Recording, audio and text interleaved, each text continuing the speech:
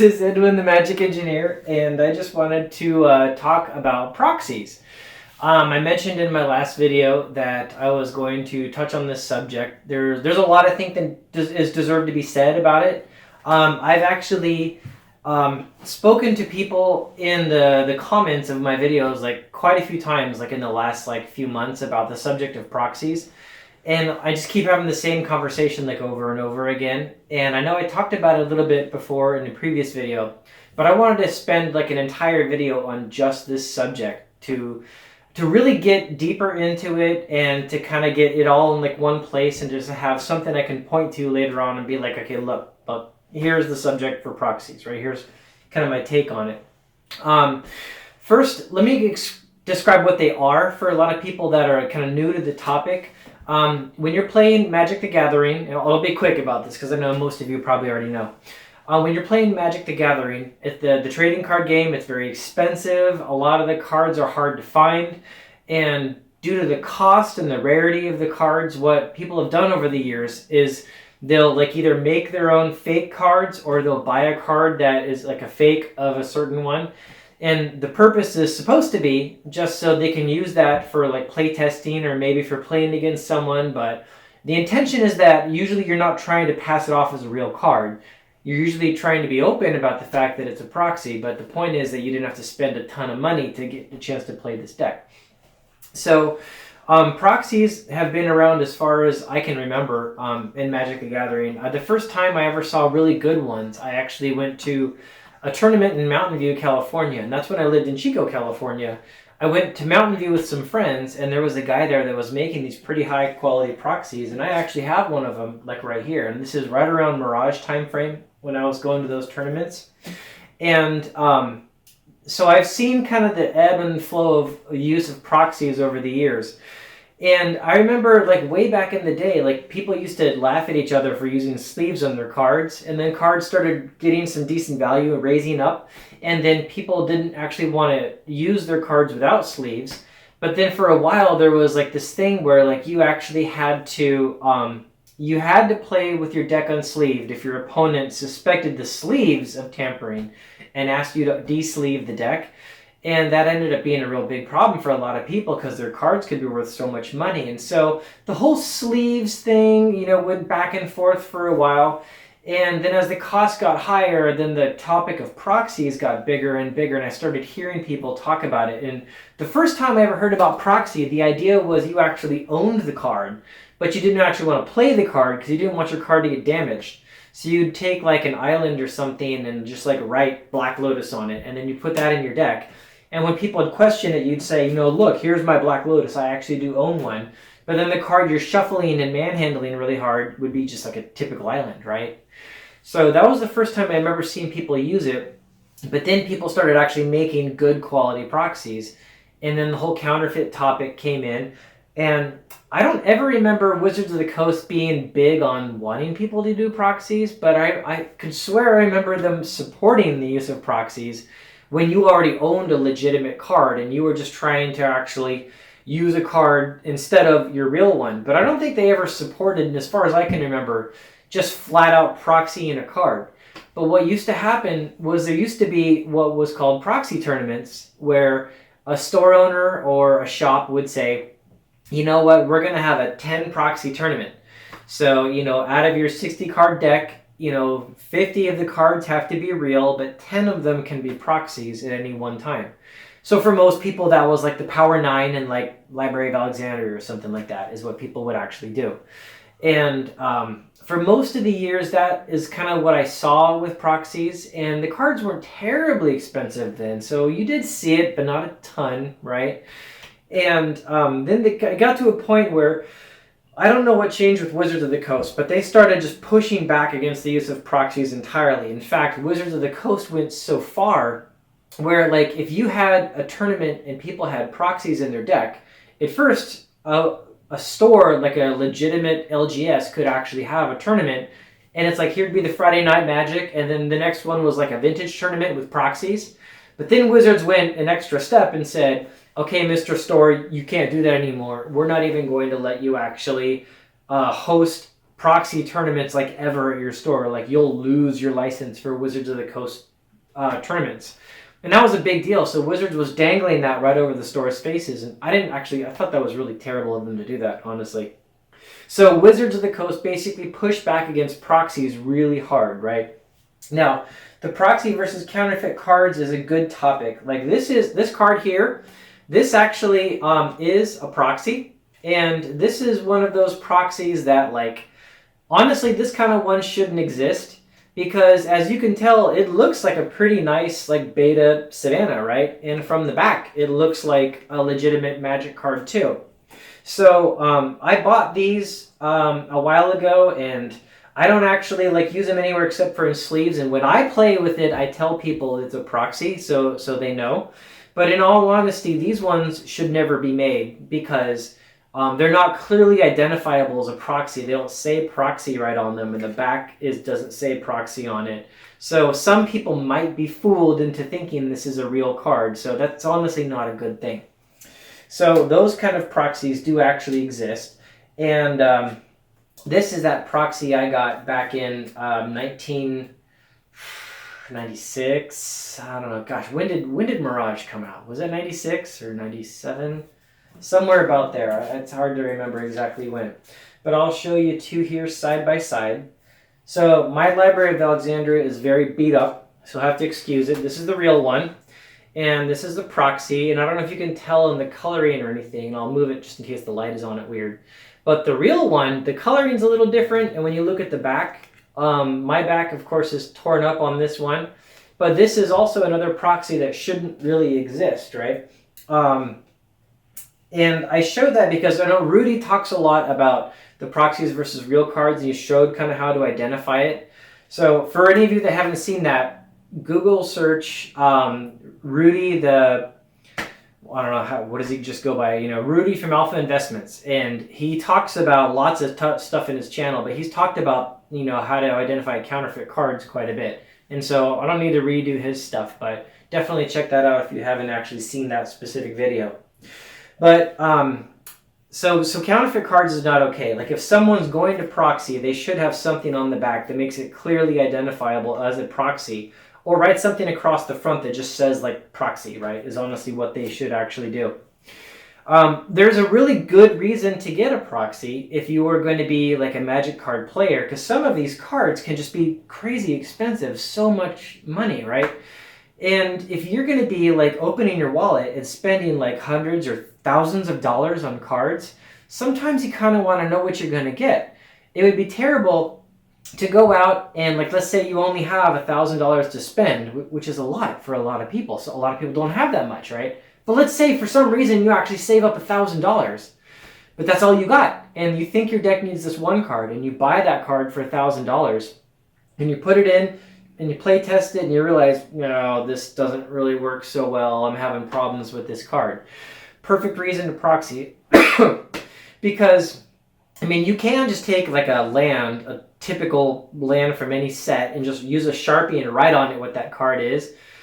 And that's effective. But, for one thing, you don't always get all the text. Like some cards have like a lot of text inside the box. And then unless you're going to get in there and write all that, it's not all there. So the questions can come up, and then you're pulling out your phone and looking at it. If you print a nice proxy, you kind of get to have the fun and the enjoyment of actually having the card and playing the card, as long as you're open and honest with people that it's actually a proxy. But the point is, proxying a card in your deck for the purpose of building and refining a deck and figuring out what you want to go buy, I personally see that as pretty valid, right? And I do that myself. But again, I always tell people if I'm going to play a proxy in something. Another reason to proxy is actually, I don't want to own, more than 4 of every dual land, like at least not until I've kind of bought everything else that I need, right?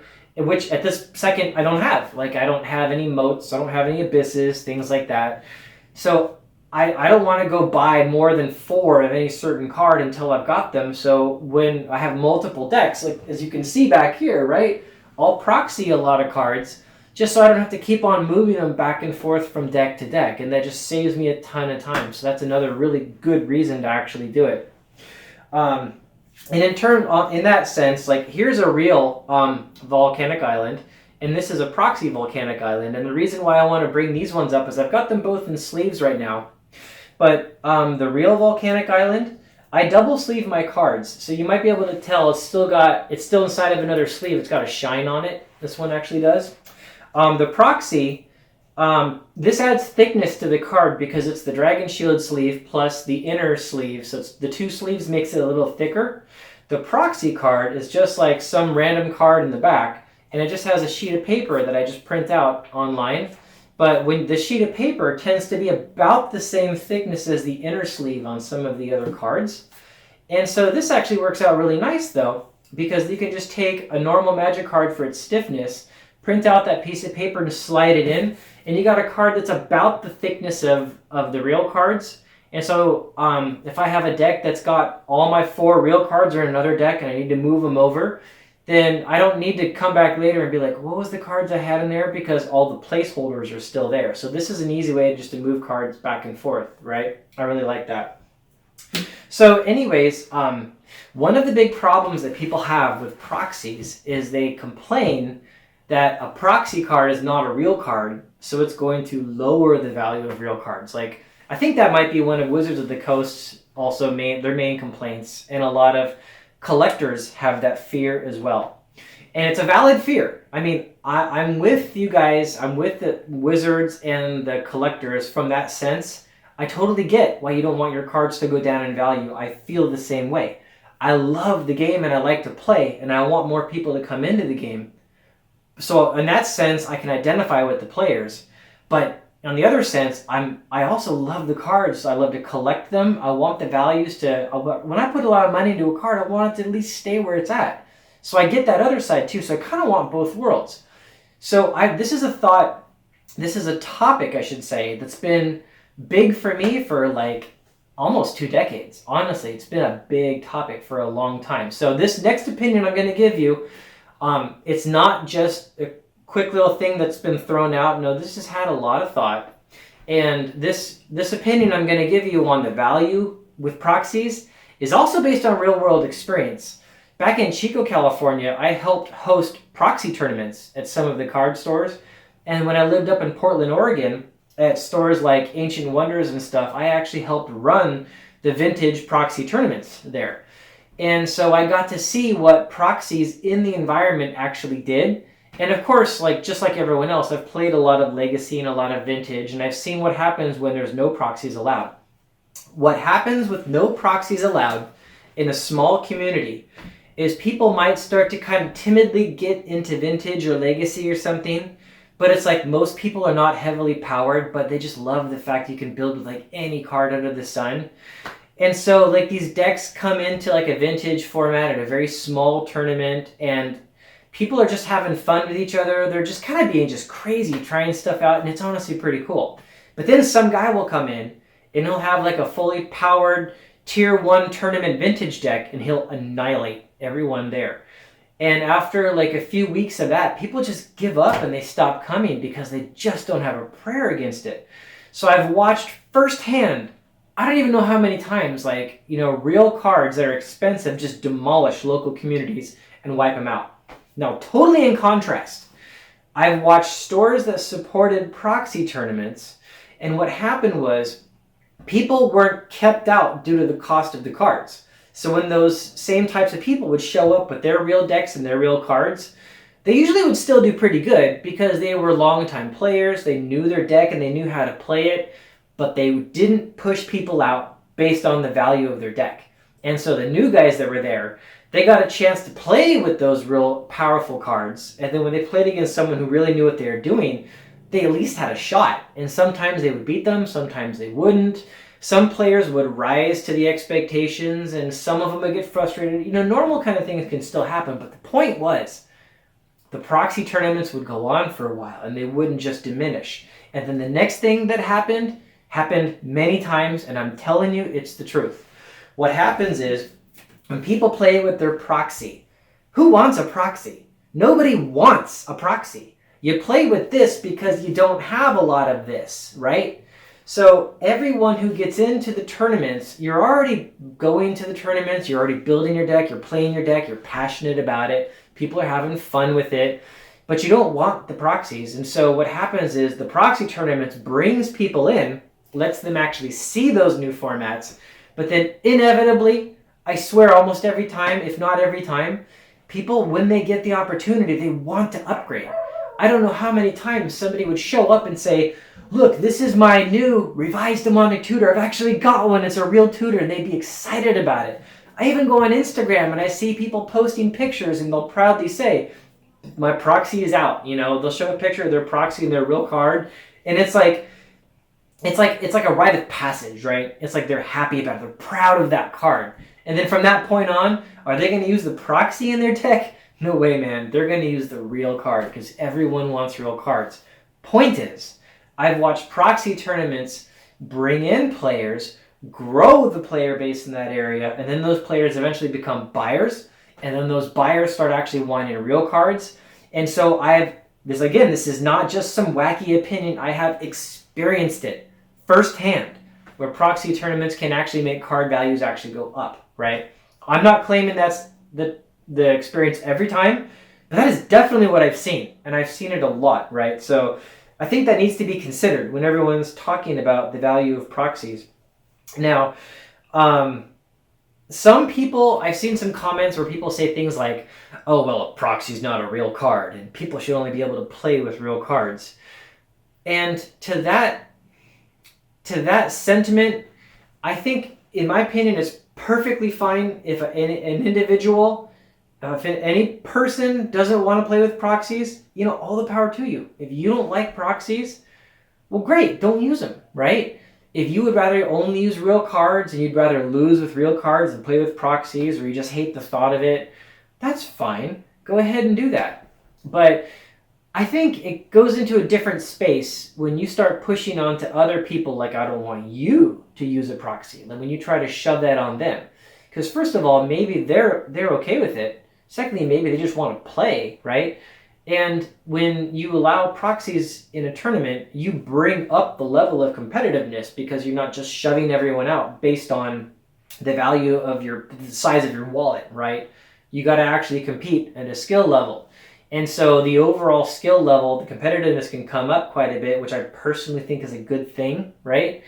And that's kind of the argument of the players versus the collectors. And so I'm not completely dismissing the desire to want to play with real cards, but I would say maybe consider that just to be the way that you want to play with your cards, but maybe just don't try to push that on everyone else as the way that they have to actually play, right? I don't really like that actual perspective on it, like people like shoving others out. So anyways, I think the topic of proxies is it's a really good topic, and the way that I'm looking at this, and you know, again, some people may hate this video. Maybe I've already got, you know, a bunch of dislikes on this video already. Hopefully you guys have listened at least until this point, but at least consider just the possibility, even consider the possibility that maybe using proxies is literally the best way we know of to solve the collectors versus the players, that kind of age-old debate, right? Some say Magic is a card game, just a card game. And some say, well, it's a collectible card game, so it's got collectability in it. And these two factions have been kind of battling for a while.